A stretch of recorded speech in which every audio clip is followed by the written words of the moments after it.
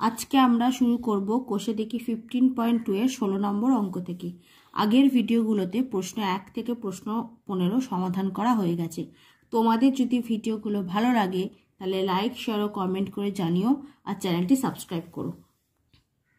প্রশ্ন 16, একটি সমবাহু ত্রিভুজের প্রতিটি বাহুর দৈর্ঘ্য 1 মিটার বৃদ্ধি করলে ত্রিভুজটির ক্ষেত্রফল √3 বর্গমিটার বৃদ্ধি পায়। সমবাহু ত্রিভুজটির বাহুর দৈর্ঘ্য হিসাব করে লিখি। ধরি সমবাহু ত্রিভুজটির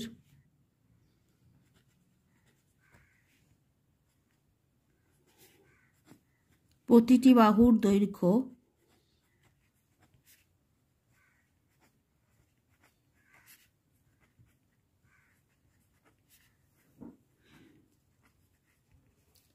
x মিটার, তাহলে ক্ষেত্রফল কত হবে? অতএব সমবাহু ত্রিভুজটির ক্ষেত্রফল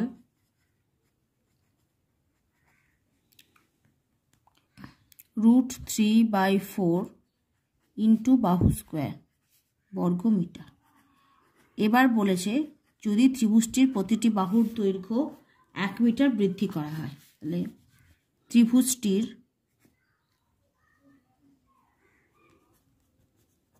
প্রতিটি বাহুর দৈর্ঘ্য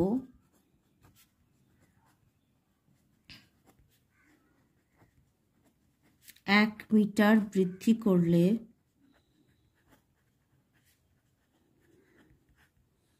কত হবে বাহুর দৈর্ঘ্য? তখন x + 1 মিটার।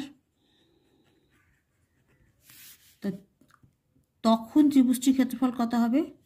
ত্রিভুজটির ক্ষেত্রফল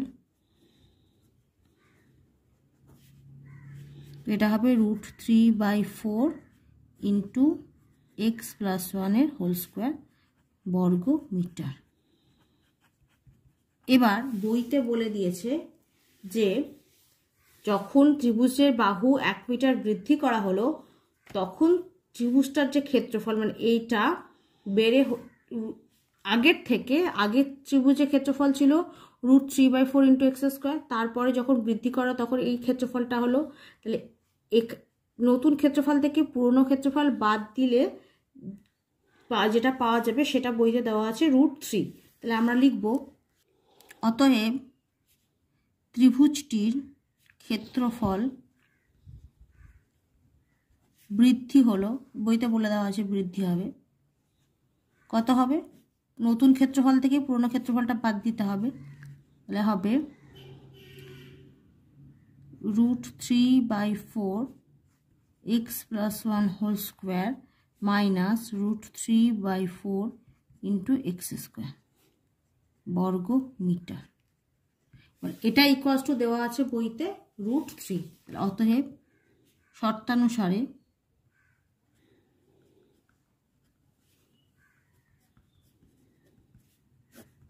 এটা ইকুয়ালস টু আমরা লিখবো √3/4 x + 1 whole square minus √3/4 into x square equals to হচ্ছে √3। বা এর প্রথমে এই দুটো থেকে আমি √3/4টা কমন নেব। √3/4, তাহলে এখানে পড়ে থাকলো কত? x + 1 whole square second bracket দিচ্ছি মাইনাস এখানে থাকলো x square second bracket close equals to হচ্ছে √3।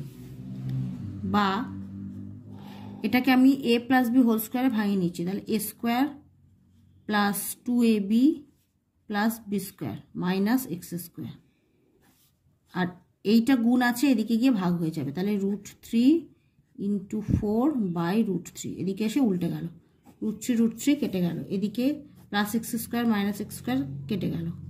বা এটা হবে 2x + 1 ইকুয়ালস টু হচ্ছে 4।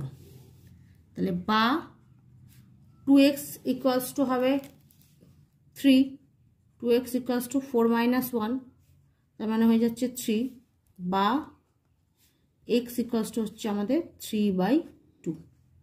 এবার আমাদের কি চেয়েছে প্রশ্নে? বলেছে সমবাহু ত্রিভুজটির বাহুর দৈর্ঘ্য কত, মানে এই যে প্রথমে আমরা যে ধরেছিলাম সমবাহু ত্রিভুজের বাহুর দৈর্ঘ্য এক্স, এটাই আমাদের চেয়েছে। তাহলে এটা এক্স ইকুয়ালসটা আমরা বের করে ফেলেছি 3/2। তাহলে অতএব সমবাহু ত্রিভুজটির বাহুর দৈর্ঘ্য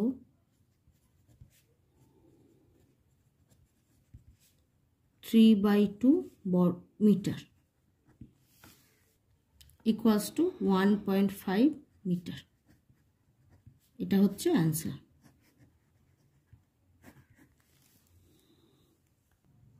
প্রশ্ন 17, একটি সমবাহু ত্রিভুজ এবং বর্গক্ষেত্রের ক্ষেত্রফলের অনুপাত √3:2, বর্গক্ষেত্রটির কর্ণের দৈর্ঘ্য 60 সেন্টিমিটার হলে সমবাহু ত্রিভুজটির পরিসীমা হিসাব করে লিখি। তাই এখানে আমাদের প্রথমে বর্গক্ষেত্রের যেহেতু কর্ণের দৈর্ঘ্য দেওয়া আছে, তাহলে এখান থেকে আমাদের বর্গক্ষেত্রের ক্ষেত্রফলটা প্রথমে আমরা বের করব, তারপর সেখান থেকে আমরা সমবাহু ত্রিভুজের ক্ষেত্রফলের দিকে যাব। তাহলে প্রথমে ধরি বর্গক্ষেত্রটি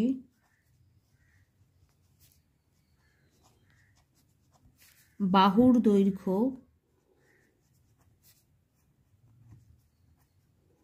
এ, তাহলে অতএব বর্গক্ষেত্রটির কর্ণের দৈর্ঘ্য কত হবে?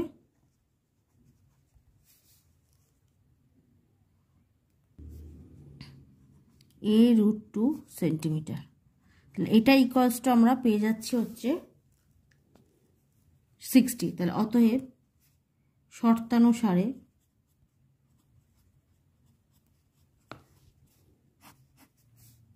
a√6 ইকুয়ালস টু হচ্ছে 60, সরি a√2 ইকুয়ালস টু হচ্ছে 60 বা a ইকুয়ালস টু 60/√2। তাহলে আমরা বর্গক্ষেত্রটির বাহুর দৈর্ঘ্য পেয়ে গেলাম 60/√2। এবার তাহলে এখান থেকে আমরা ক্ষেত্রফল বের করে নেব। তাহলে অতএব বর্গক্ষেত্রটির ক্ষেত্রফল বাহু স্কোয়ার, তাহলে বাহু হয়েছে এটা, তাহলে তার স্কোয়ার হবে, তাহলে 60/√2 হোল স্কোয়ার ইকুয়ালস টু হচ্ছে 60 × 60/√2 × √2 মানে 2, তাহলে এটা কেটে করে দিলাম 30, তাহলে ইকুয়ালস টু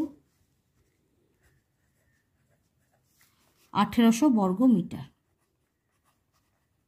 তাহলে বর্গক্ষেত্রের ক্ষেত্রফল পেয়ে গেলাম। তাহলে এবার এখানে সমবাহু ত্রিভুজের ক্ষেত্রফল আর বর্গক্ষেত্রের ক্ষেত্রফলের অনুপাত দেওয়া আছে। অতএব সমবাহু ত্রিভুজের ক্ষেত্রফল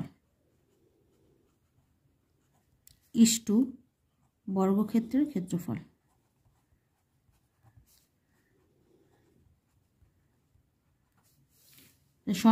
তাহলে হবে √3:2।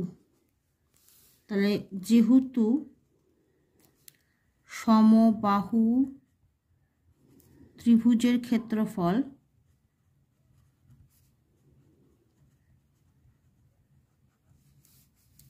বাই বর্গক্ষেত্রের ক্ষেত্রফল আমরা পেয়েছি 1800 ইকুয়ালস টু এটা হবে সমান সমান, তাহলে এখানে অনুপাত কত হচ্ছে, সমবাহু ত্রিভুজের অনুপাতটা লিখছি √3 বাই নিচে হচ্ছে বর্গক্ষেত্রের ক্ষেত্রফলের অনুপাত হচ্ছে 2। এবার এখান থেকে আমরা পেয়ে যাব সমবাহু ত্রিভুজের ক্ষেত্রফল। অতএব সমবাহু ত্রিভুজের ক্ষেত্রফল ইকুয়ালস টু √3 × 1800/2 900, তাহলে হবে 900√3 বর্গ সেন্টিমিটার, সরি এটা সেন্টিমিটার হবে।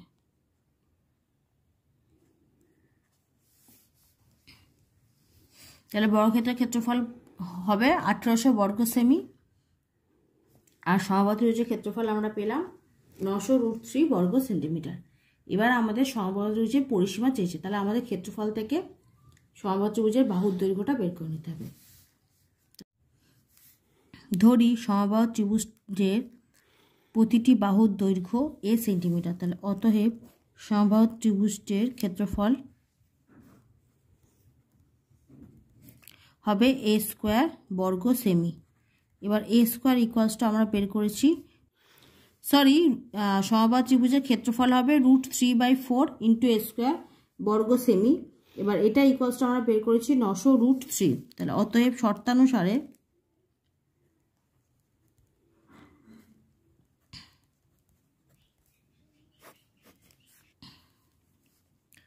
√3/4 a স্কোয়ার ইকুয়ালস টু হচ্ছে 900√3, বা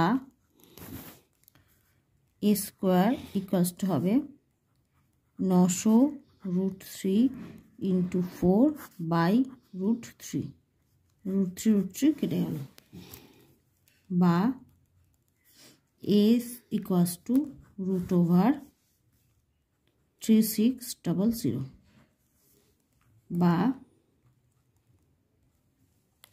a ইকুয়ালস টু 60। তাহলে সমবাহু ত্রিভুজের প্রতিটি বাহুর দৈর্ঘ্য বেরোলো 60 সেন্টিমিটার। এবার আমাদের চেয়েছে সমবাহু ত্রিভুজের পরিসীমা, তাহলে অতএব সমবাহু ত্রিভুজটির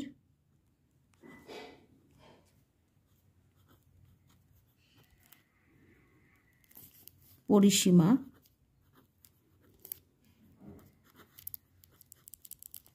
তিনটে বাহুর যোগফল, তাহলে 60 + 60 + 60 ইকুয়ালস টু হচ্ছে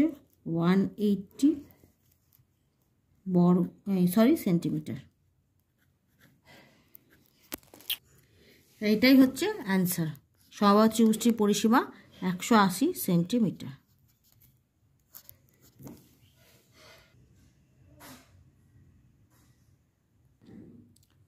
প্রশ্ন 18, একটি সমকোণী ত্রিভুজের অতিভুজের দৈর্ঘ্য এবং পরিসীমা 13 সেন্টিমিটার এবং 30 সেন্টিমিটার। ত্রিভুজটির ক্ষেত্রফল হিসেব করে লিখি।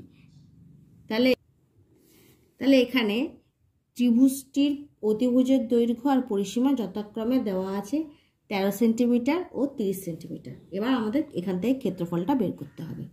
তাহলে অতিভুজের দৈর্ঘ্য হচ্ছে 13 সেন্টিমিটার আর পরিসীমা হচ্ছে 30 সেন্টিমিটার। তাহলে এখানে দেওয়া আছে সমকোণী ত্রিভুজটির অতিভুজ ইকুয়ালস টু হচ্ছে 13 সেন্টিমিটার আর সমকোণী ত্রিভুজটির পরিসীমা ইকুয়ালস টু হচ্ছে 30 সেন্টিমিটার। এবার একটা ফর্মুলা লেখাচ্ছি, যেহেতু সমকোণী ত্রিভুজটির ক্ষেত্রফল ইকুয়ালস টু অর্ধ পরিসীমা মানে পরিসীমার অর্ধেক ইন্টু অর্ধ পরিসীমা মাইনাস অতিভুজ। এটা হচ্ছে একটা formula.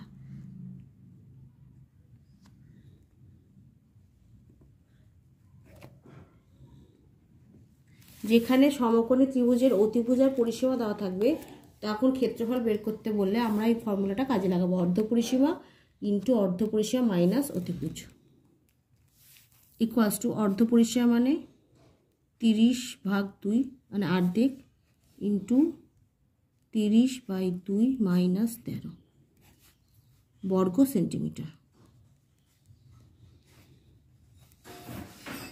Equals to 15 into 15 minus 13 বর্গ সেমি।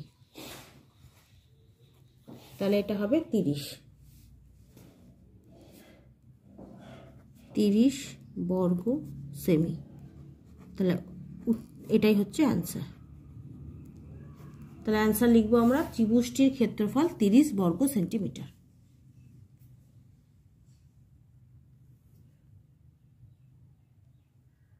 প্রশ্ন 19, একটি সমকোণী ত্রিভুজের সমকোণ সংলগ্ন বাহু দুটির দৈর্ঘ্য যথাক্রমে 12 সেন্টিমিটার এবং 5 সেন্টিমিটার। সমকৌণিক বিন্দু থেকে অতিভুজের ওপর লম্বের দৈর্ঘ্য হিসাব করে লিখি। তাহলে এখানে কি বলেছে, সমকোণী ত্রিভুজের সমকোণ সংলগ্ন বাহু দুটির দৈর্ঘ্য যথাক্রমে 12 সেন্টিমিটার আর 5 সেন্টিমিটার। তাহলে প্রথমে আমি একটা সমকোণী ত্রিভুজ আঁকলাম। সমকোণী ত্রিভুজ মানে যার একটা কোণ হবে 90 ডিগ্রি। তাহলে এই কোণটা হচ্ছে 90 ডিগ্রি। তাহলে কোণ এ বি সি এটা হচ্ছে 90 ডিগ্রি। আর সমকোণ সংলগ্ন দুটো বাহু, একটা হচ্ছে এ বি আর একটা হচ্ছে বিসি।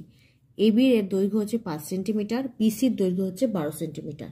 তাহলে সমকৌণিক বিন্দু কোনটা? সমকৌণিক বিন্দু হচ্ছে যে কোণটা হচ্ছে 90 ডিগ্রি সমকৌণিক। তাহলে এই বিন্দুটা, এই বিন্দুটা থেকে অতিভুজ হচ্ছে এসি, তার উপর একটা লম্ব আঁকতে বলেছে যেটা নাম দিয়ে দিয়েছি আমি BD.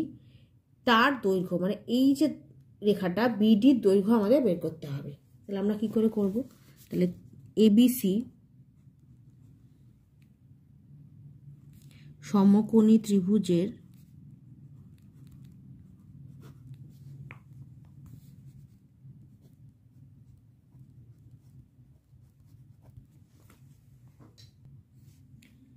AB equals to 5 centimetre, BC equals to 12 centimetre ও কোণ ABC equals to 90 ডিগ্রি। অতএব ত্রিভুজ ABC এর ক্ষেত্রফল, ত্রিভুজের ক্ষেত্রফলের ফর্মুলা আমরা জানি হাফ ইন্টু ভূমি ইন্টু উচ্চতা। তাহলে হাফ ইন্টু ভূমি হচ্ছে বিসি, উচ্চতা হচ্ছে এবি, বর্গ সেমি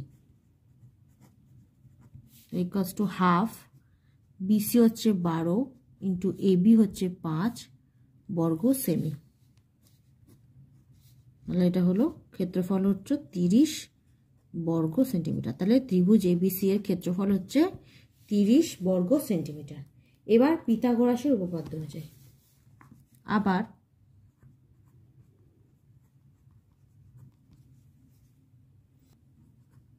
পিথাগোরাসের সূত্রানুযায়ী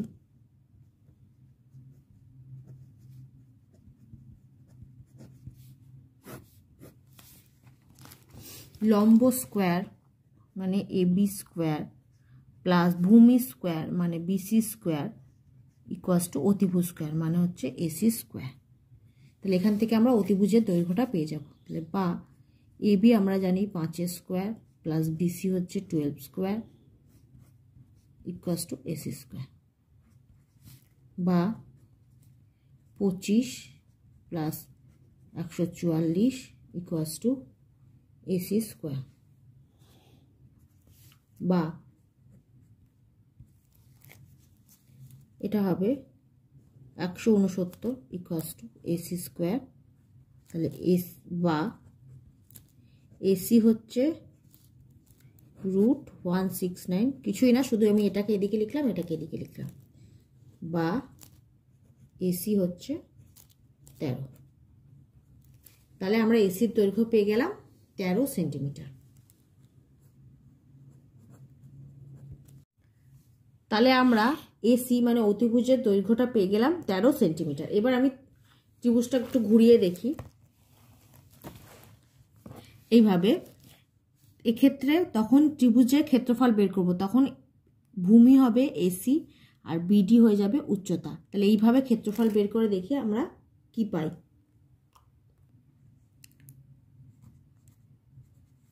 অন্যভাবে ত্রিভুজ এবিসি এর ক্ষেত্রফল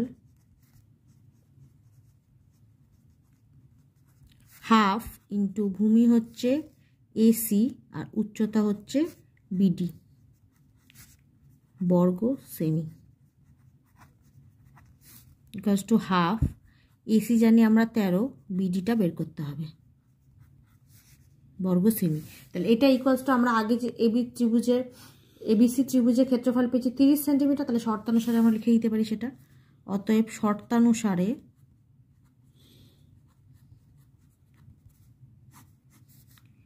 half into 13 into BD equals to হচ্ছে 30, বা বিডি ইকুয়ালস টু 30 ইন্টু 2/13, বা বিডি ইকুয়ালস টু 60/13, বা তাহলে বা 60কে 13 দিয়ে ভাগ করলে আমরা দশমিকে নিয়ে যাব 4.615। এখানে বলে দিয়েছে বইতে যে দশমিকের 3 দশমিক স্থান পর্যন্ত আসে না, দশমিকের পর 3টে হয়, তাহলে এইটাই হবে। তাহলে বিডি হয়ে গেল 4.615। তাহলে লম্বের দৈর্ঘ্য, অতএব লম্বের দৈর্ঘ্য 4.615 সেন্টিমিটার।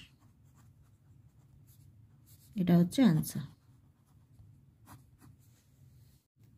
প্রশ্ন 20।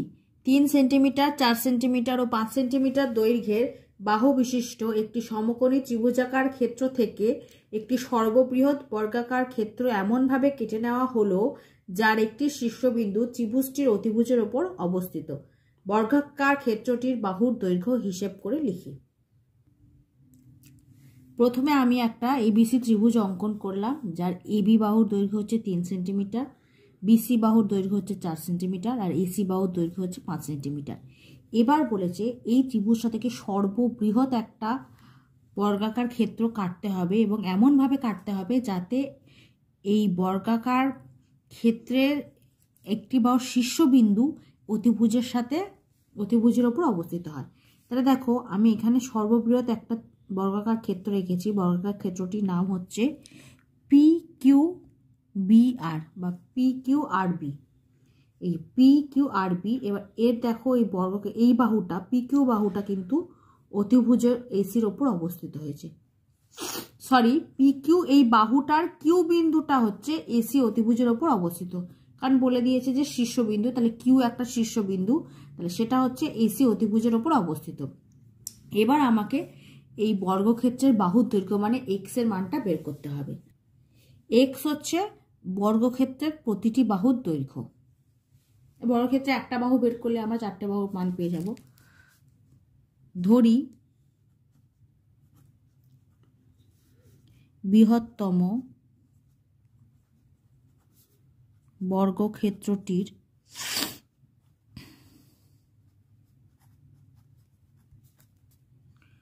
প্রতিটি বাহুর দৈর্ঘ্য 1 সেন্টিমিটার।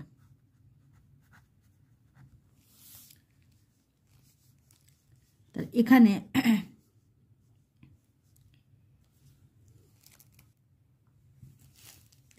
ত্রিভুজ ABC এর AB equals to 3 centimetre,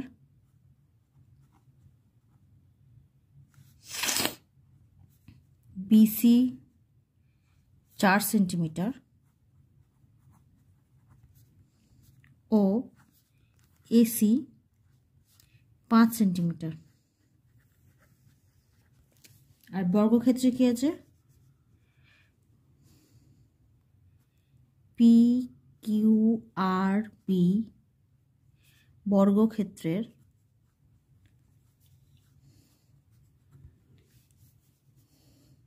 PB equals to PQ equals to QR equals to RB equals to হচ্ছে 1 সেন্টিমিটার আমি ধরেছি। এবার আমরা এপির মানটা বের করব। আমরা এবির মানটা জানি 3 সেন্টিমিটার, পিবির মান ধরেছি আমরা এক্স, তাহলে এবার এপির মানটা বের করব।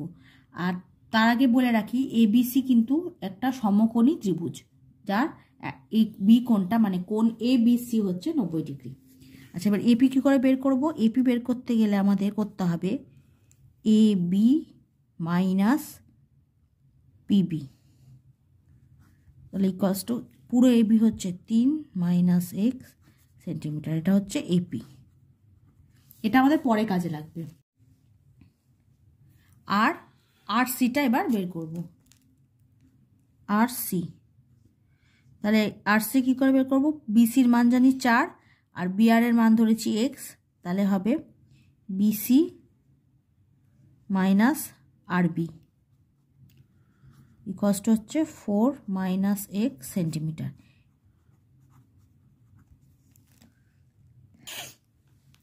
এবার ত্রিভুজ এ বি সি এর ক্ষেত্রফল, তাহলে অতএব ত্রিভুজ এ বি সি এর ক্ষেত্রফল।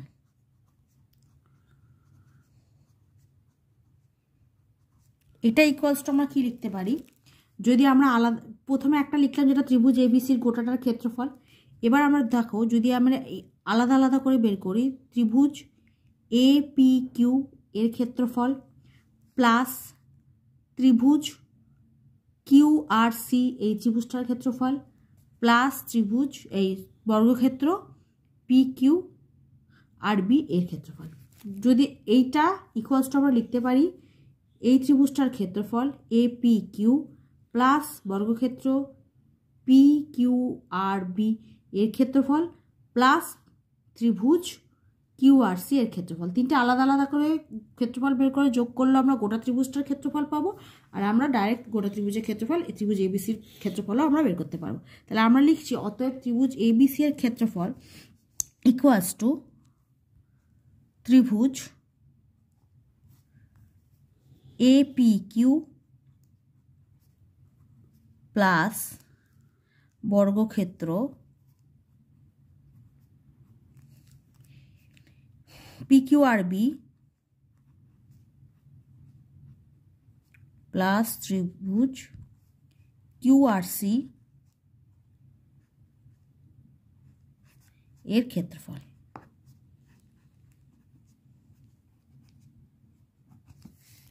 এবার ত্রিভুজ এবিসি এর ক্ষেত্রফল আমরা করছি হাফ ইন্টু ভূমি ইন্টু উচ্চতা দিয়ে।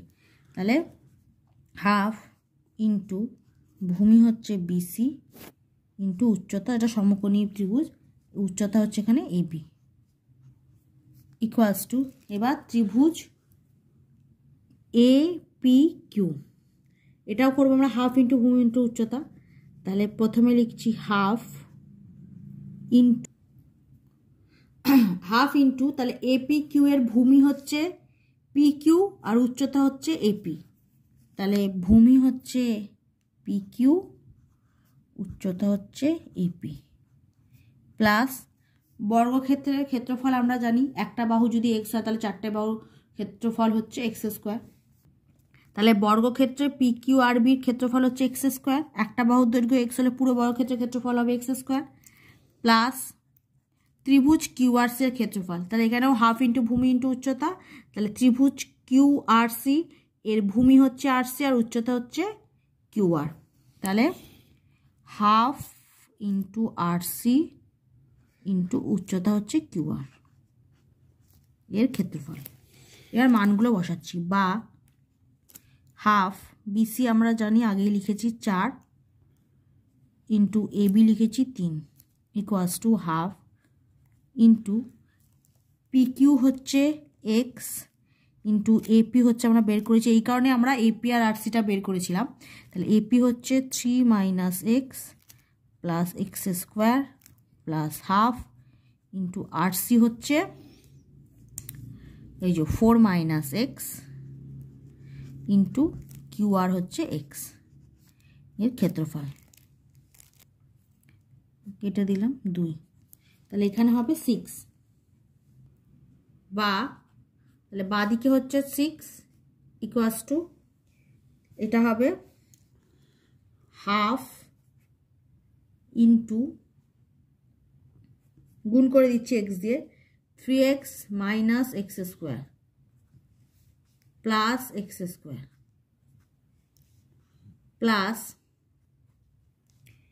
Half into 4x minus x square ক্ষেত্রফল।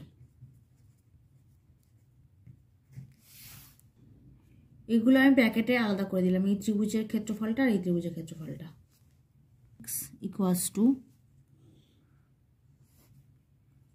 3x minus x square by 2 plus x square plus এখানেও ব্র্যাকেটটা তুলে দিচ্ছি 4x minus x square by 2 বা 6 ইকুয়ালস টু এখানে লসাগু হবে 2, এটা হবে 3x minus x square plus 2x square plus 4x minus x square বা কোনাকুনি গুণ করে দিচ্ছি 12 ইকুয়ালস টু এটা হবে 7x minus 2x square plus 2x square কেটে যাচ্ছে বা x ইকুয়ালস টু হবে 12/7 ইকুয়ালস টু 1.5 সেন্টিমিটার। অতএব বৃহত্তম